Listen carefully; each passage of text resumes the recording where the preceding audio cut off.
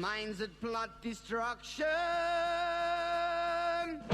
sorcerer of death's construction, in the fields of bodies burning, as the war machine keeps turning, death and hatred to mankind, poisoning their brainwashed mind. Welcome to the Anarchist World This Week, broadcast across Australia on the National Community Radio Satellite.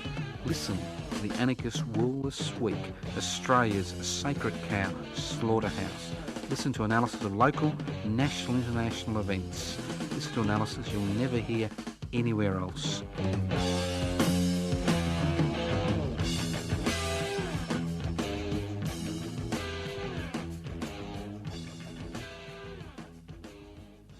Yes, it's always good to be on the Anarchist World This Week and have no technical difficulties. It's always a good day when there are no technical difficulties, and there are none today because, unlike most programs on air, this program is live, L-I-V-E. It is not pre-recorded.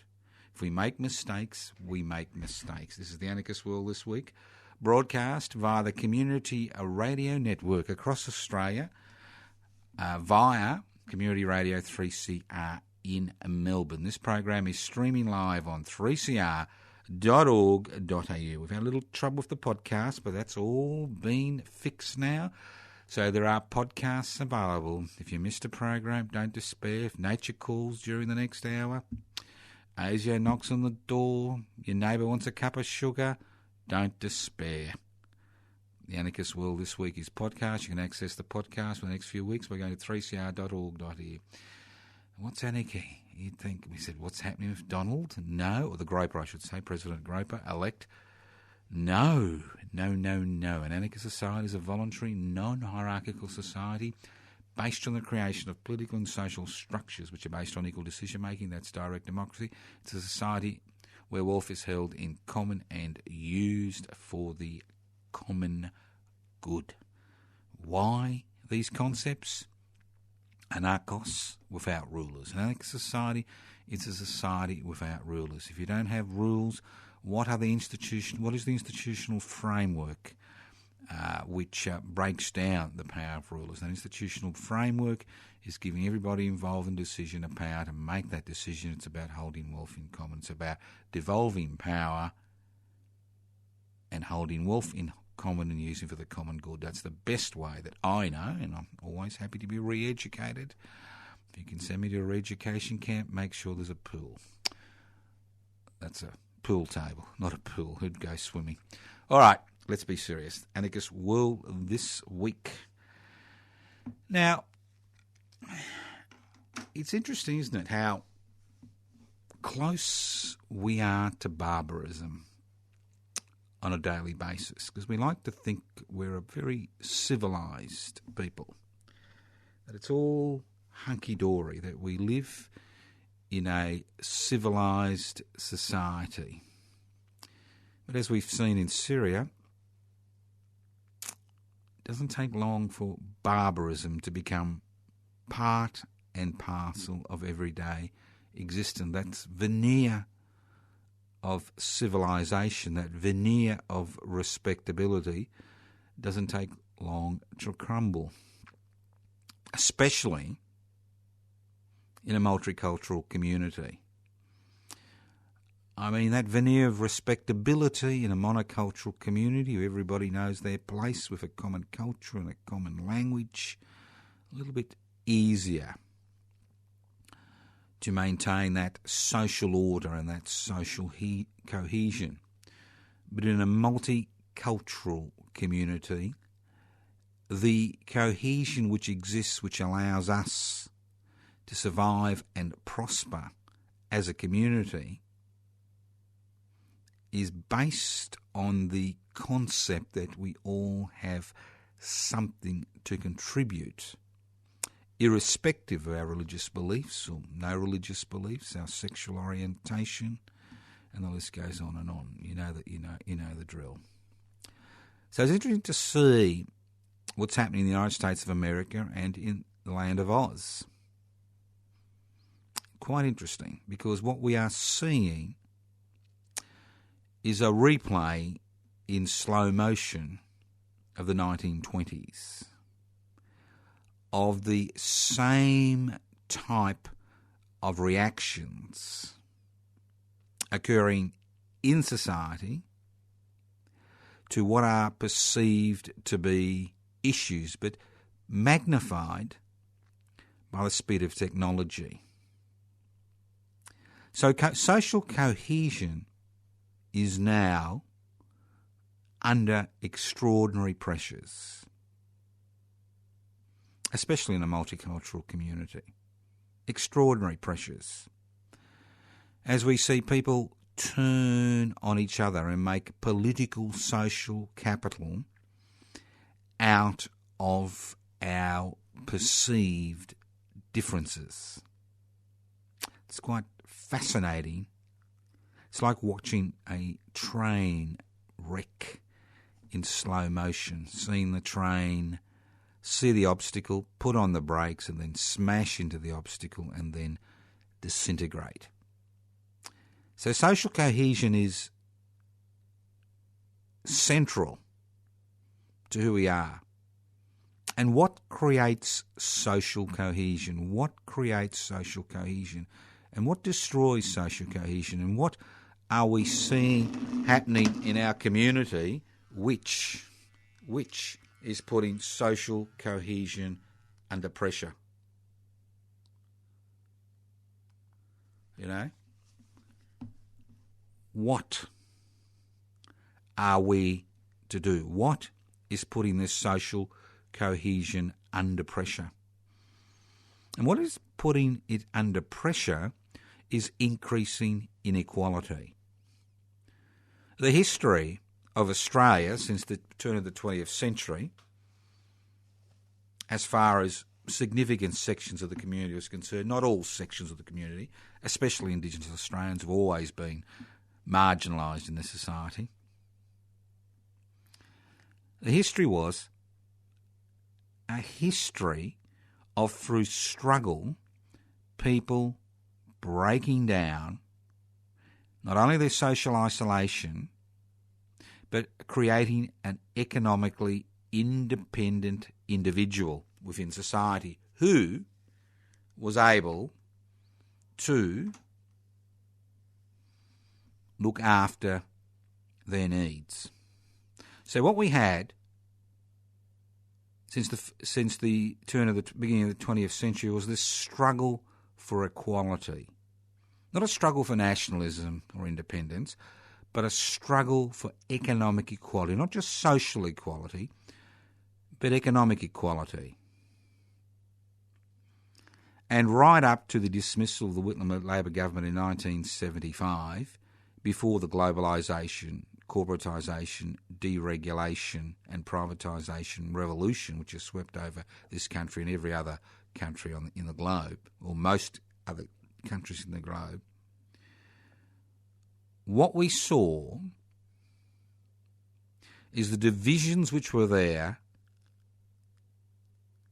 becoming absorbed. I'm not saying there were no divisions. Obviously there were divisions. With each new wave of migration there were divisions. But each new wave of migrants was actually able to be absorbed into the community, and their contribution was respected. But what we are seeing today is a breakdown in that social cohesion. And what we are seeing is we are seeing forces within society use that breakdown in social cohesion to promote a monocultural wonderland which never existed, where everybody else really has no place in that monocultural community. And we are seeing that on a daily basis. We are seeing the social gains which were made for the first 75 years of the 20th century been destroyed as the economic gains are being destroyed. And obviously, people are feeling isolated, they're feeling pigeonholed, marginalised around the country. And there is an increasing number of people who find they have no future in this community. No future whatsoever, not just for themselves, but their children and their children's children. There is no longer any role for them. And the dilemma is that many people think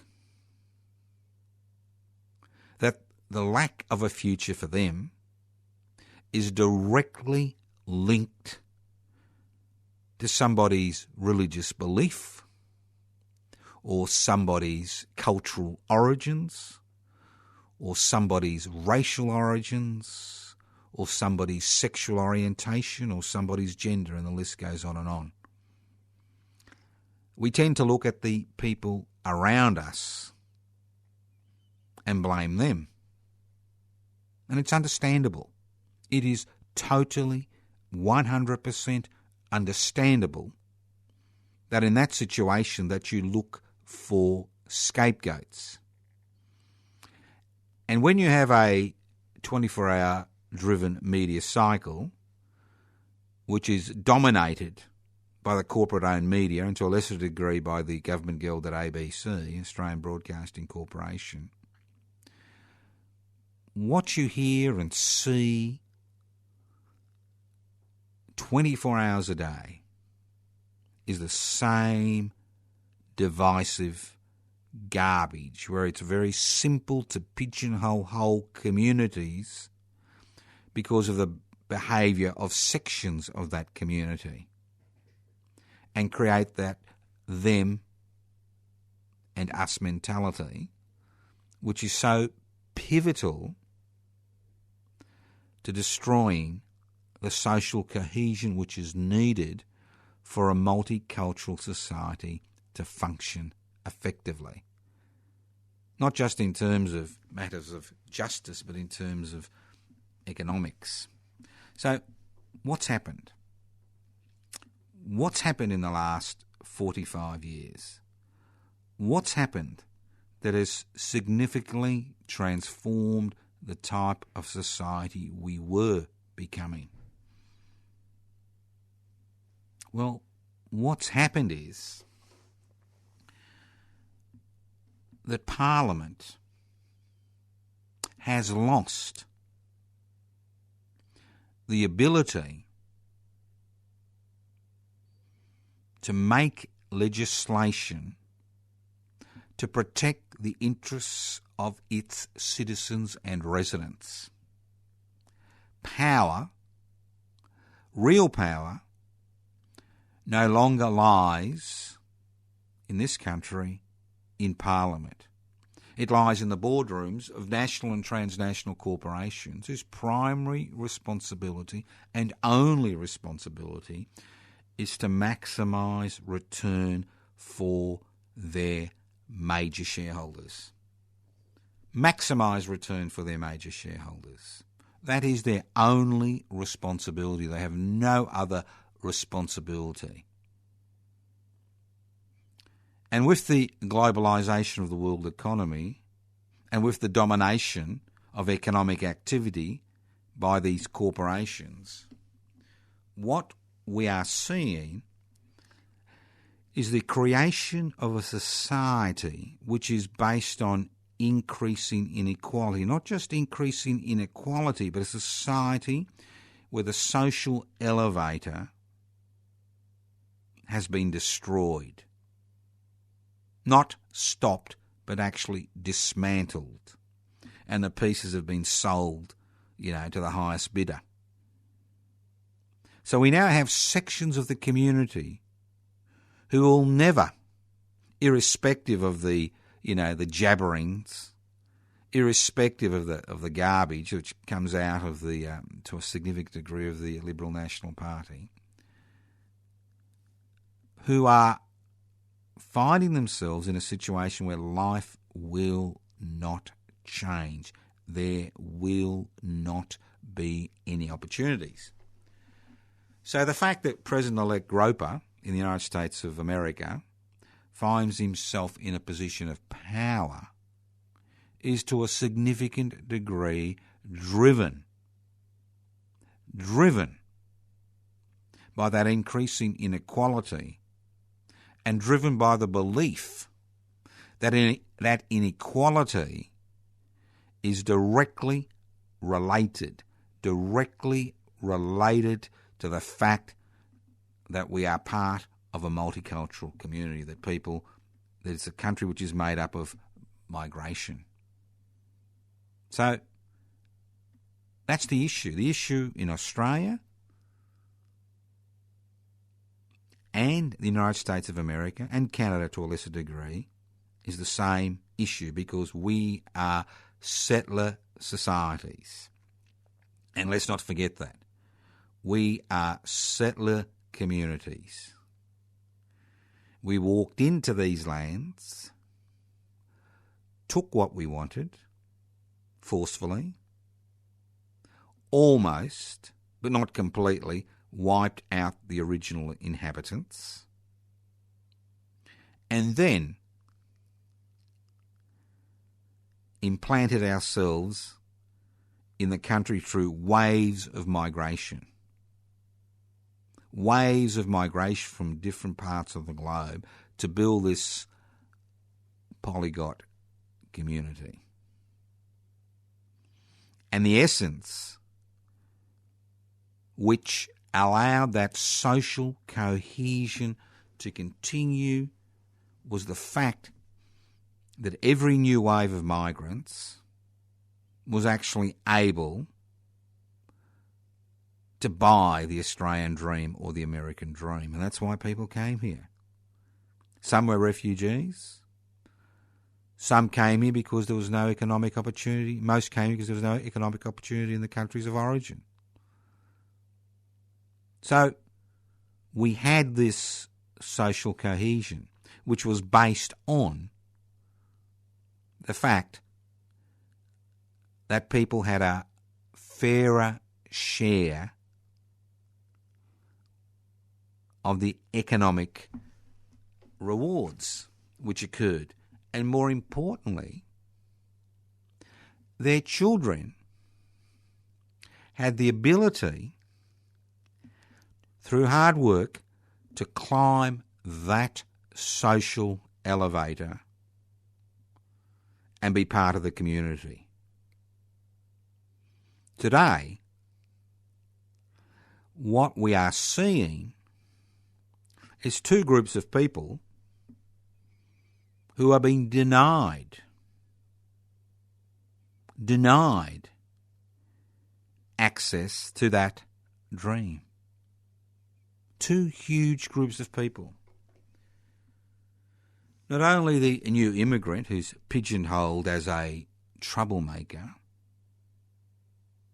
whose children are left languishing, who then rebel in the only way they know how, but also all those Australians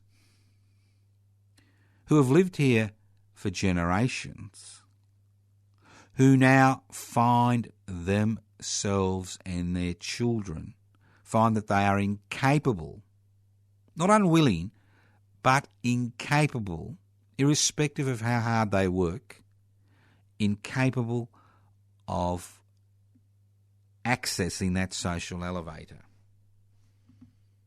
Incapable. And while it was restricted to the 33% of Australians who rely on social security benefits to survive, the country chugged on.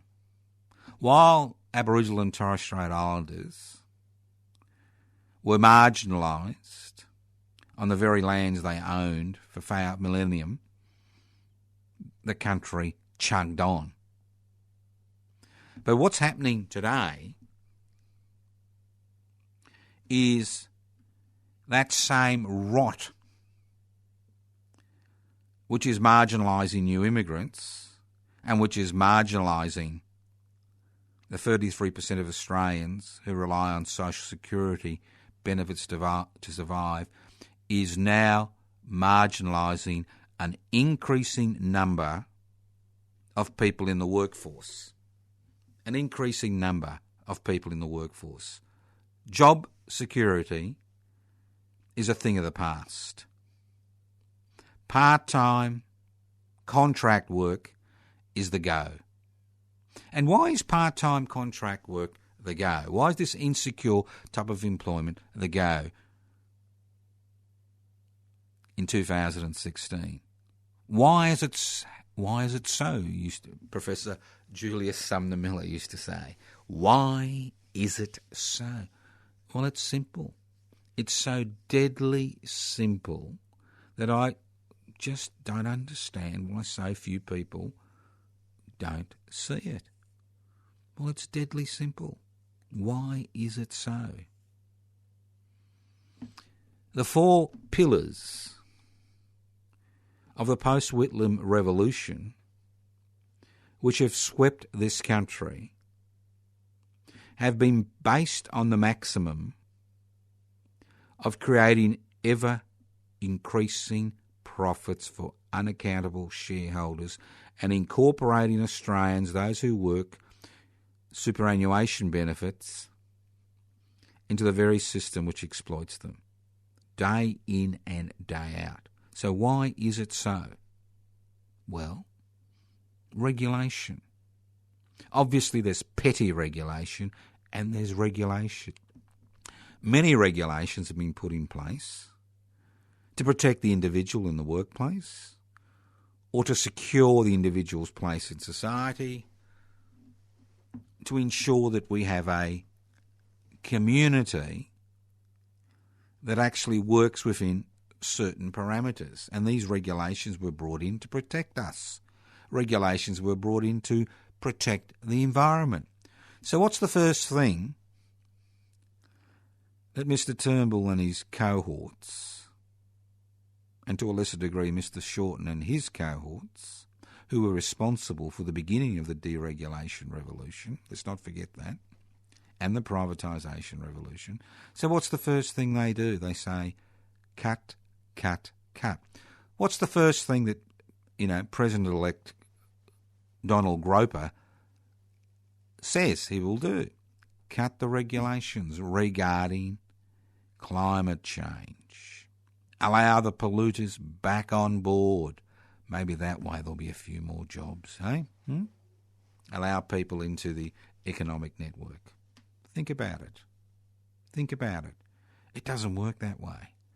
What we are seeing, as I said at the beginning of the program, is a replication of the 1920s. Create phony money, increase debt, increase inflation, increased interest rates, destroy the middle class, create the social conditions for the re-emergence of a fascist society which is led by a strong, tough ruler who's going to solve everything by us dancing to their tune. I mean, students of history who care to look back 1 century, 90 years, would be alarmed, very alarmed, at the similarities between the 1920s and what's occurring in the United States of America and Australia today in 2016. Because it's eerily familiar. Pick out the other. If it's not a Jew, it's the black. If it's not a black, it's the Aboriginal. If it's not the Aboriginal, it's the gay. It goes on and on. Pick out somebody, marginalise them, blame them for all the problems of the universe, promise to keep these people under control or even remove them from the community, and hey presto, we arrive at the nirvana. It's just extraordinary. So let's get back to the original proposition about social cohesion. So what we are seeing is the destruction of the middle class. Why do you think there are no wage rises? And the geniuses who are in control of the economy now say, oh, no wage rises, nobody can buy stuff. Why do you think there is so much tax avoidance amongst corporate Australia? Legal tax avoidance. Why do you think there's never enough money for public health, public education, public infrastructure, public security, and the list goes on and on? Why are there never enough resources for social security benefits? Not welfare, social security benefits. Every word is laden, with its own derogatory connotations. You listen to The Anarchist World this week, broadcast across Australia on the Community Radio Network. This program is streaming live on 3cr.org.au. If you wish to have a conversation, leave a message on 0439 395 489. I will get back to you in the next 24 hours, hopefully. You can write to us at Post Office Box 20, Parkville 3052. You can email us at anarchistage@yahoo.com.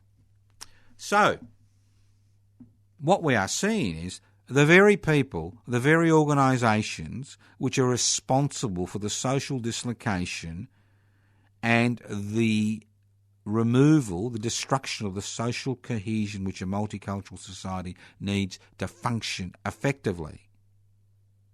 These are the people which are profiting from the legislative agenda which is passed by Parliament, which continues to put the interests of unaccountable corporations, whose major responsibility is to create ever-increasing profits for their major shareholders, ahead of the people they represent in Parliament.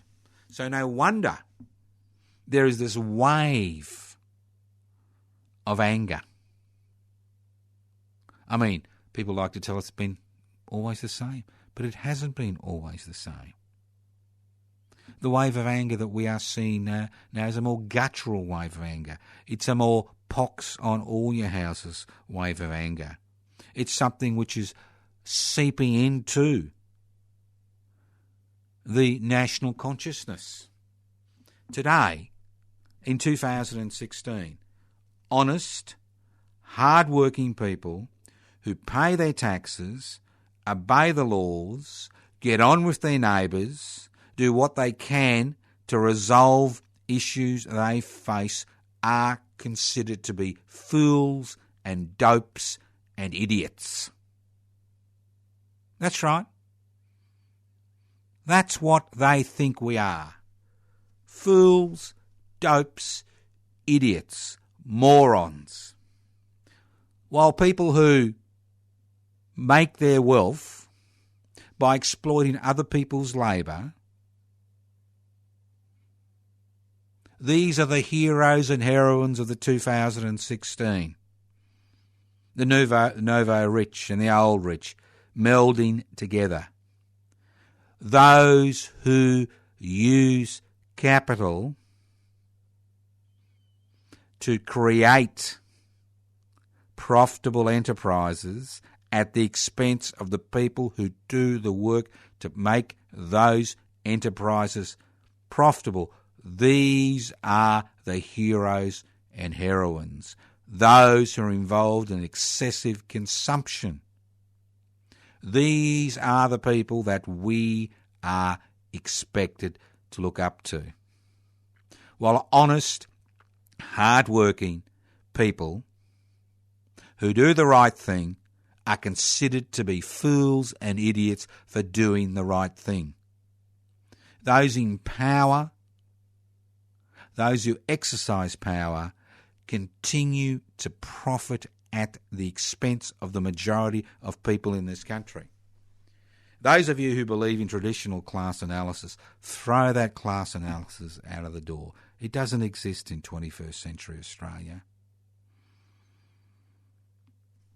We have four classes. Four classes in Australia. Four classes. One does very well. One does reasonably well.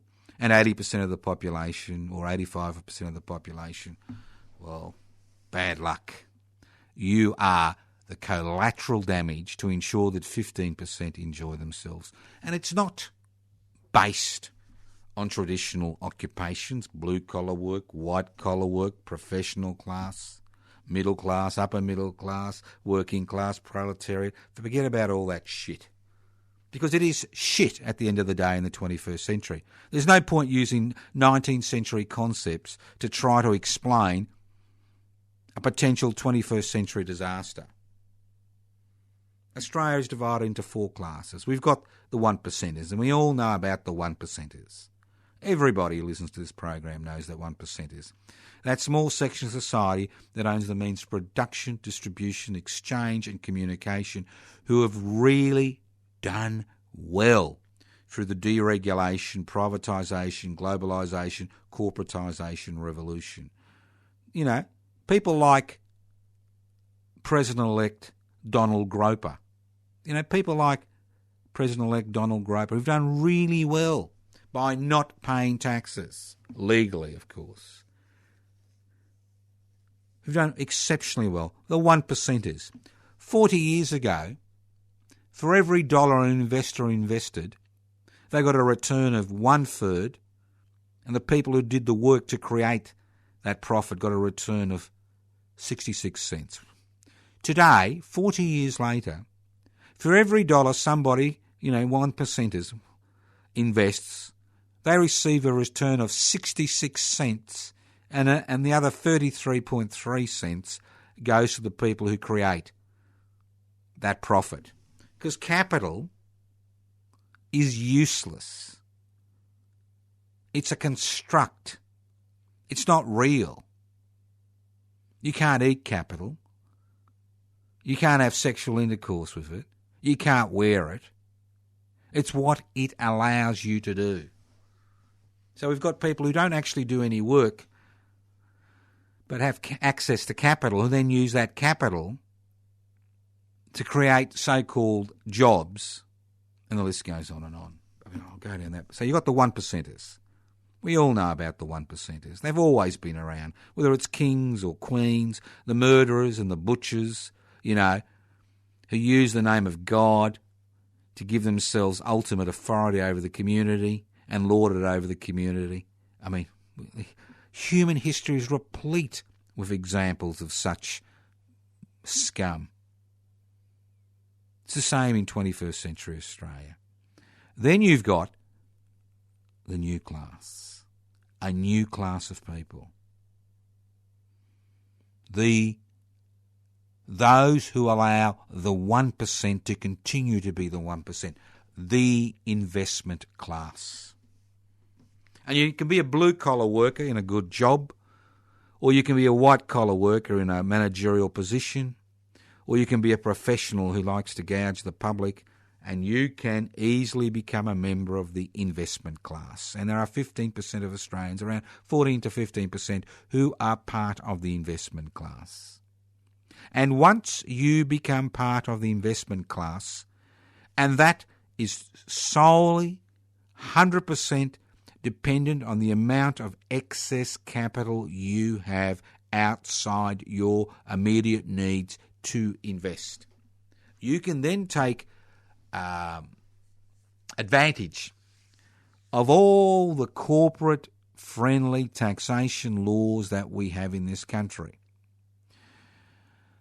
which allow people who own more than one home to receive a tax windfall through negative gearing, which allow people who invest in the stock market to claim their losses as a tax deduction. So what we've had is a change, not just a cultural change, but an economic change based on legislative initiatives which have been taken to create this investment class. And this investment class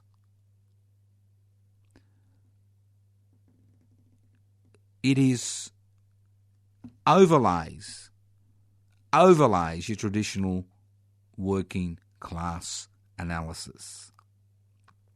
Because you can be a worker earning a very good wage and then automatically become part of the investment class.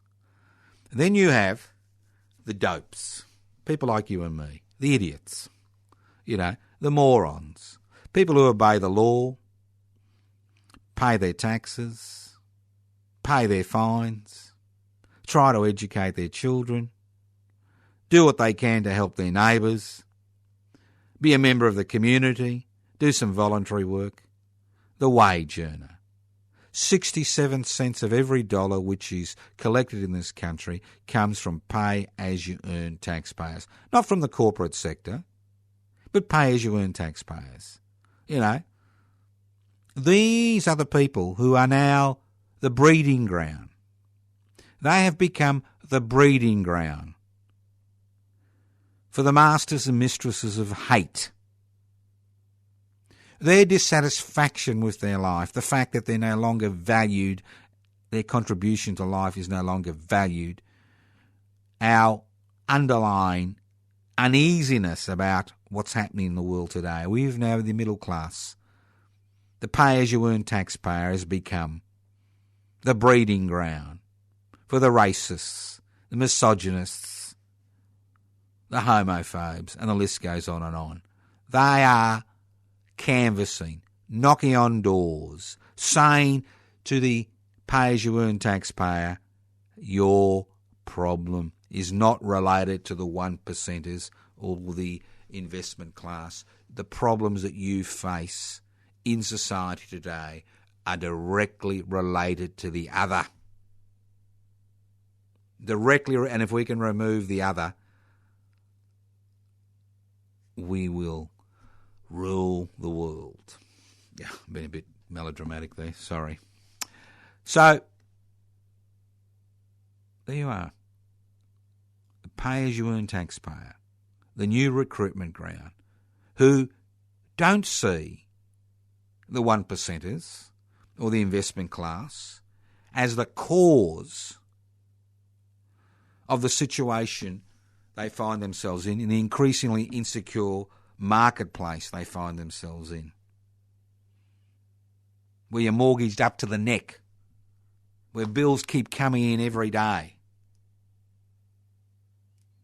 where you don't know where you're going to pay the next bill, who you're going to have to, what maggot bank you're going to, or lending institution you're going to have to, go to try to get a little bit more, buy a little bit more capital in order to survive.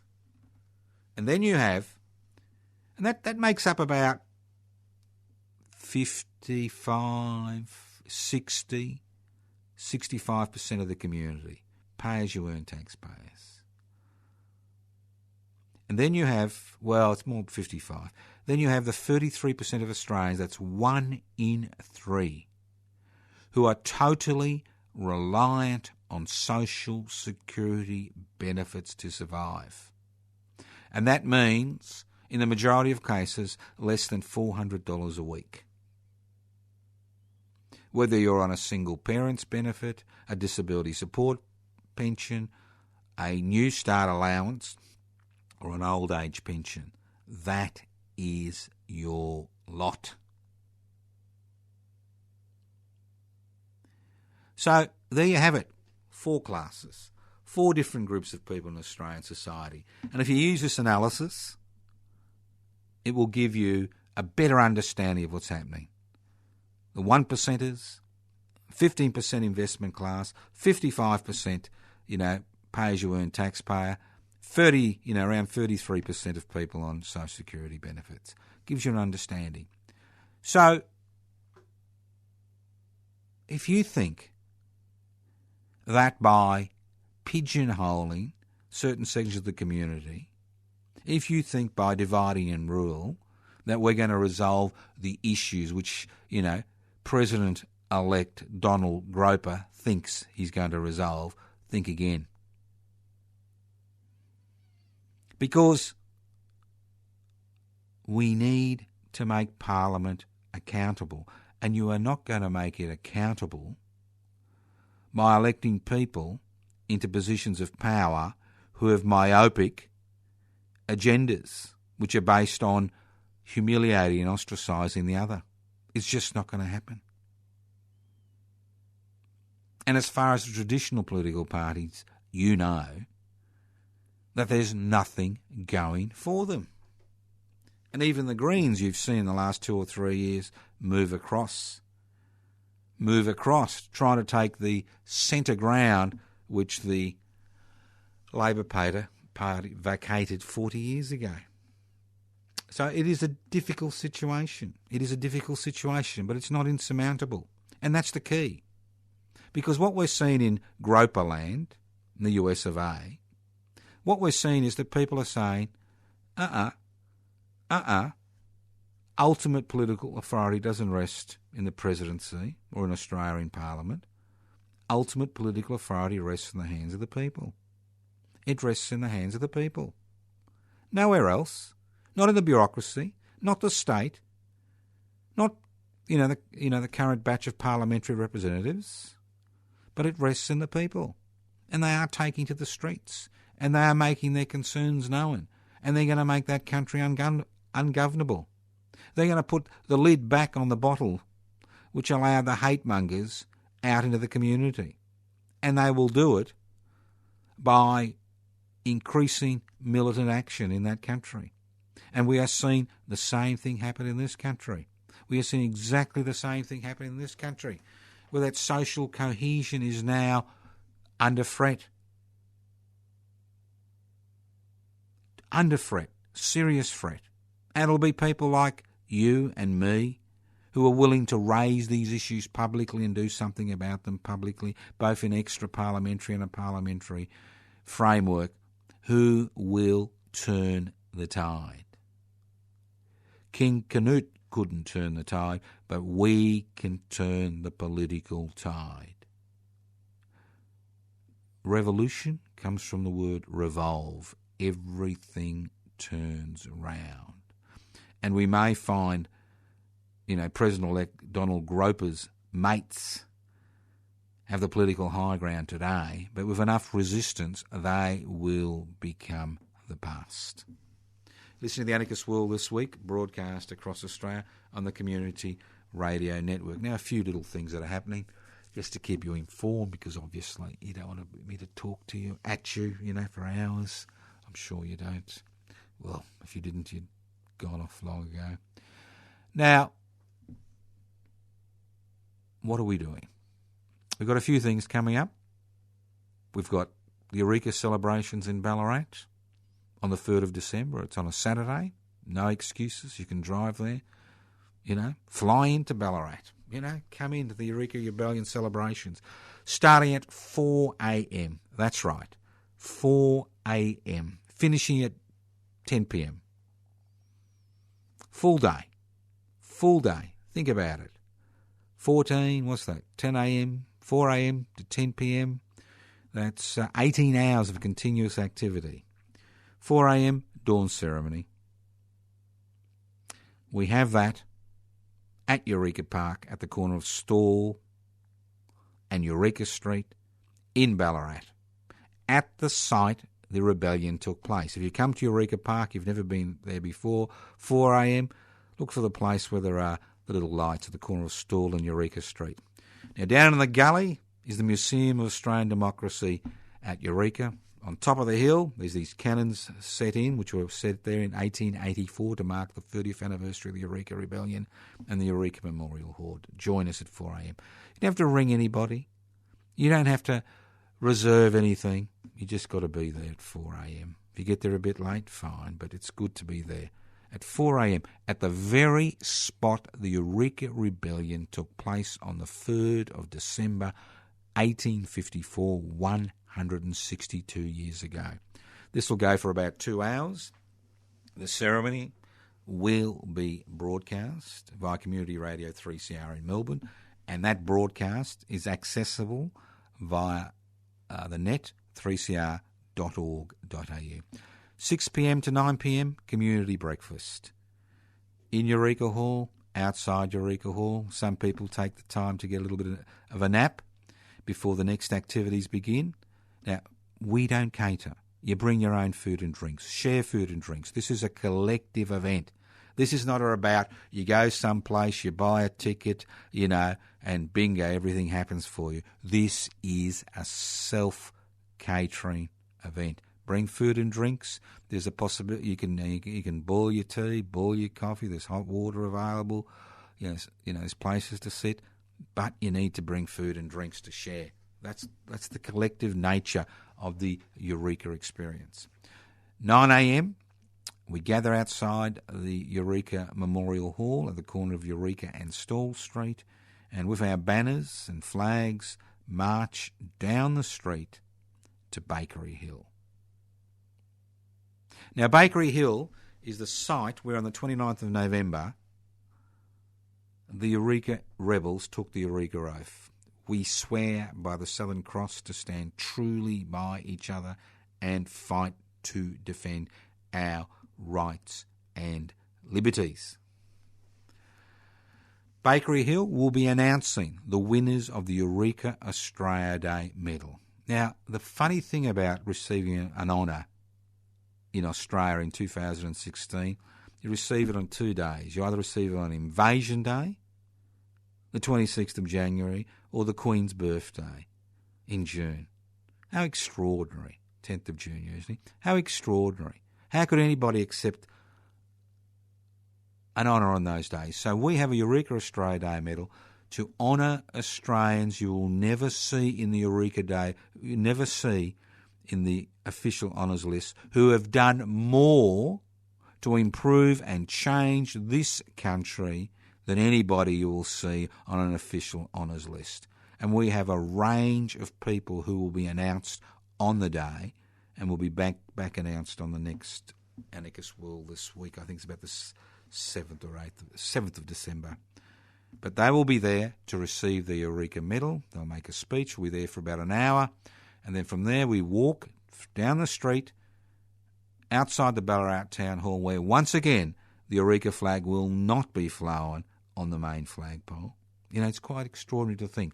The Eureka flag has never been flown on the main flagpole on the Ballarat Town Hall because the people of Ballarat and their representatives in the Ballarat City Council have always been a little bit wary of what it was all about. Remember, it was a revolution. It was an armed revolution. Let's not forget. We will have the Eureka Stump orations where people will be invited to speak from the crowd.